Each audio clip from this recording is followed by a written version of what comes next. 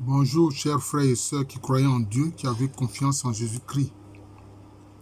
Aujourd'hui, comme vous le savez, il y a des temples satanistes qui s'ouvrent maintenant ouvertement.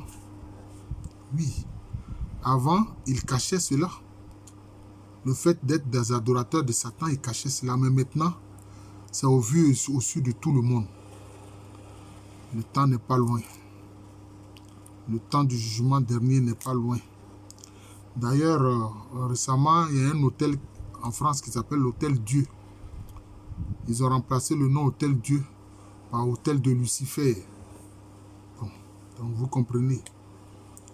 Même aux Nations Unies, là où il y a le bâtiment des Nations Unies, ils ont mis comme symbole un animal là-bas, qui est une sorte de félin ailé. Un félin qui a des ailes. Bon, comme aujourd'hui, ils manipulent les ADN. Ils manipulent les cellules souches. Bon, donc, ils peuvent fabriquer ce qu'ils veulent. Ils peuvent mélanger des cellules souches d'animaux, d'hommes, de félins, d'oiseaux, etc. Bon, c'est ce qu'ils font. Alors, je voudrais ici parler des symboles de l'Église dévoyés par ce que j'appelle les anti-dieux. Ceux-là, ce sont les anti-dieux. Les satanistes, ce sont des anti-dieux. Alors, par exemple, l'étoile à 5 branches qu'on appelle le pentagramme, qui orienté normalement, la tête est tournée vers le haut, donc tournée vers le ciel. C'est l'étoile que justement les rois mages ont vue, et qui les a guidés vers l'enfant Jésus. Donc c'est l'étoile de l'enfant Jésus. Cette étoile-là, c'est l'étoile de l'enfant Jésus. Le pentagramme correctement orienté, le sommet, la tête vers le ciel, vers le haut. Mais les satanistes, qu'est-ce qu'ils font? Ils utilisent l'étoile, le pentagramme, mais avec la tête orientée vers le sol. Comme une sorte d'involution. C'est comme ça. D'ailleurs, c'est ce qui est devant les temples satanistes. C'est l'étoile qui est devant les temples satanistes, c'est-à-dire le pentagramme, l'étoile à 5 branches, avec le sommet orienté vers le sol et non pas orienté vers le ciel. Voilà. Voilà un premier dévoiement. La croix de Pierre, la croix de l'apôtre Pierre. Ils utilisent ça. Alors que la croix de l'apôtre Pierre, c'est très clair. La croix de Jésus, on connaît. La partie horizontale est en haut. La partie horizontale est en haut. Est beaucoup plus haut. Voilà. C'est comme ça. Mais la croix de Saint-Pierre, apôtre, la partie horizontale est en bas. Pourquoi? C'est lié à un événement que Pierre a vécu. Pierre s'est rendu à Rome. Et quand les chrétiens y étaient persécutés par le pouvoir romain, lui, il a commencé à fuir Rome. Il a quitté Rome, il fuyait. Et puis en chemin, il a eu une vision du Seigneur Jésus-Christ. Et il lui demande, mais Seigneur, où vas-tu? Il lui dit, je m'en vais à Rome pour me faire crucifier à nouveau. Alors Pierre a compris qu'il fallait qu'il retourne à Rome. Il ne pouvait pas abandonner ses frères qui sont persécutés à Rome et puis lui s'échapper. Il est retourné à Rome. C'est comme ça qu'il a été crucifié. Et quand il a été crucifié, il s'est trouvé indigne d'être dans la même position que son Seigneur, le Seigneur Jésus-Christ. Il lui a dit, les gens lui ont dit, qu'à cela ne tienne, alors ils ont tourné sa tête vers le bas. Si bien que la croix de Saint-Pierre, la partie horizontale est en bas. Aujourd'hui, que font les satanistes? Ils utilisent la croix de Saint-Pierre comme pour faire opposition à la croix du Seigneur Jésus-Christ. Voilà ce que ces satanistes font. Alors que ce sont des symboles de l'Église. Ils utilisent les symboles de l'Église et ils les dévoient. Ça ne fait pas sérieux. Maintenant, l'œil de la providence. Ça vient d'une tradition très ancienne. Bon, on parle de l'œil d'Horus, l'œil de la connaissance, l'œil de la science d'Horus. Ça, c'est depuis nos ancêtres kémites de l'Égypte antique. Mais quand vous allez en Europe, vous voyez, il y a des cathédrales où sur le fronton de la cathédrale, vous voyez bien un triangle avec le dessin d'un œil à l'intérieur ou bien d'un cercle à l'intérieur ou bien d'un demi-cercle à l'intérieur. C'est l'œil de la providence. Dans l'église, ça symbolise quoi? Dans la foi, ça symbolise quoi? Ça symbolise l'œil de Dieu qui voit tout. L'œil de Dieu qui voit tout. Tout ce que nous faisons. D'ailleurs, dans le livre de la Genèse, quand Caïn assassine son frère Abel, il a la nette impression que cet œil-là le suit partout. Et puis maintenant, Dieu lui demande, qu'as-tu fait de ton frère? Où est ton frère? Et cet impoli de Caïn répond, suis-je le gardien de mon frère? Mais regardez, les francs-maçons, au 18e degré, ceux qui atteignent le 18e degré, ils se font appeler Tubal-Caïn, c'est-à-dire enfant de Caïn, fils de Caïn. Donc c'est quoi? Fils du criminel. Fils du criminel. Vous voyez? Quand ils montent encore dans des degrés plus hauts, vers le 30e degré, là même ils deviennent des satanistes.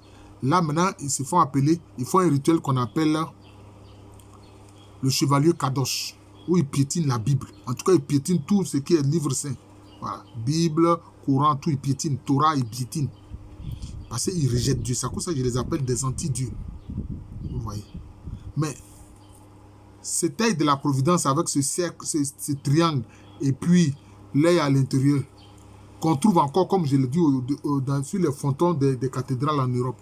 Mais c'est eux qui ont récupéré ça. Ce sont ces anti-dieux-là qui ont récupéré ça. Ce sont ces anti-dieux qui ont récupéré ça. Quand vous regardez une maison, si vous voyez ça, vous savez que c'est la maison d'un franc-maçon. C'est eux qui ont récupéré ça. Alors que c'est un symbole sacré de l'Église. C'est un symbole sacré de l'Église. Pour dire que Dieu voit tout. Dieu voit tout.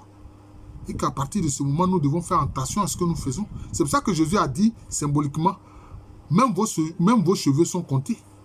Même vos cheveux là sont comptés. C'est lié à l'omniscience de Dieu. Dieu qui sait tout. Dieu qui voit tout. Vous comprenez? Mais eux, ils récupèrent ça à d'autres fins. Voyez. C'est malheureux. Donc, ils dévoient les symboles de l'Église. C'est ça qui fait mal, ils dévoient les symboles de l'Église. Christ s'est livré une bonne fois pour toutes en faisant le sacrifice du salut éternel pour l'être humain. La rédemption éternelle pour l'être humain. Mais qu'est-ce qu'eux ils font? Ils continuent de sacrifier quoi? L'innocence, c'est-à-dire des enfants innocents. Ils font des sacrifices d'enfants innocents. C'est comme ceux qui les suivent aussi, qui font des sacrifices, disent-ils, pour se faire de l'argent, pour devenir excessivement riche en tuant un parent, un frère, une soeur, un enfant, sa mère, son père, etc. Mais si tu comprends que le sacrifice unique de Jésus suffit, c'est fini. Mais pourquoi tu vas aller faire d'autres sacrifices? Ce n'est pas utile. Voilà. Le sacrifice que Jésus a fait, c'est le sacrifice de la grâce. Qui fait qu'on est pleinement sauvé, qu'on a la rédemption pleine. Qu'on prenne encore, ou peut-être supportable, le fait de sacrifier des animaux encore. Pour ça, ils le font, c'est lié à la loi. Mais sacrifier des êtres humains, notamment des enfants innocents de 3-4 ans, ça c'est terrible. Ils le font. Ils le font. De plus en plus, les langues se délient. De plus en plus, les langues se délient. Les enfants qui disparaissent, de plus en plus, les langues se délient. Oui. Maintenant, ce qu'ils font, le salut cornu. Je n'ai pas fait ça ici. Où ils plient l'annuaire et le majeur. Les 3 autres doigts restent debout, mais l'annuaire et le majeur, ils plient ça. L'annuaire, là, c'est où on met les bagues. Anneau. Dans l'annuaire, vous avez anneau. Vous avez le majeur, c'est-à-dire le grand doigt, là. Ils plient ces deux-là, et puis maintenant les autres sont debout. Et puis ils brandissent ça. C'est ce qu'on appelle le salut cornu. Le salut cornu. Mais il faut voir à quoi ça renvoie. Moi, je me souviens qu'anciennement, il y a encore des statues de Bouddha où on voit Bouddha représenté faisant le salut cornu. Bouddha représenté faisant le salut cornu. Mais eux, ils récupèrent ça. Mais est-ce que même ils comprennent franchement le sens? Parce que comme on représente Satan avec quelqu'un qui a des cornes, mais même Moïse, il y a des iconographies où Moïse est représenté comme ayant des cornes. Ça symbolise quoi? Ça symbolise ses qualités spirituelles. Parce que quand on met des cornes, si on les relie, si on raccorde les deux cornes, ça forme quoi? Ça forme une auréole. Donc la corne, c'est le commencement de l'auréole. Hein? C'est le commencement de l'auréole. Jésus, quand on fait une représentation de Jésus, il a l'auréole. De la Vierge Marie, elle a l'auréole. Tous les saints qu'on les représente avec l'auréole. C'est comme ça.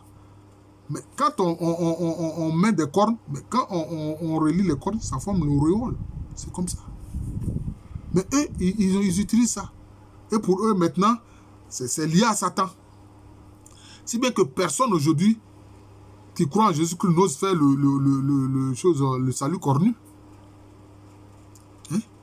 Si vous voulez, vous partez sur YouTube, vous tapez les hommes politiques qui font le salut cornu. Vous allez voir. Ou même vous tapez simplement les personnalités qui font le salut cornu. Vous serez surpris. Tapez ça. Les personnalités politiques qui font le salut cornu. Vous comprenez? Alors qu'à l'origine, c'est un signe qui est important. Pourquoi? Parce que quand on plie l'annuaire et puis le majeur, quels sont les doigts qui restent debout? On a l'index, on a l'auriculaire. Auriculaire, parce que ça vient de l'oreille auriculaire, tout petit. Quand on veut mettre son doigt dans l'oreille, c'est l'auriculaire. Et puis vous avez le pouce. Vous avez le pouce.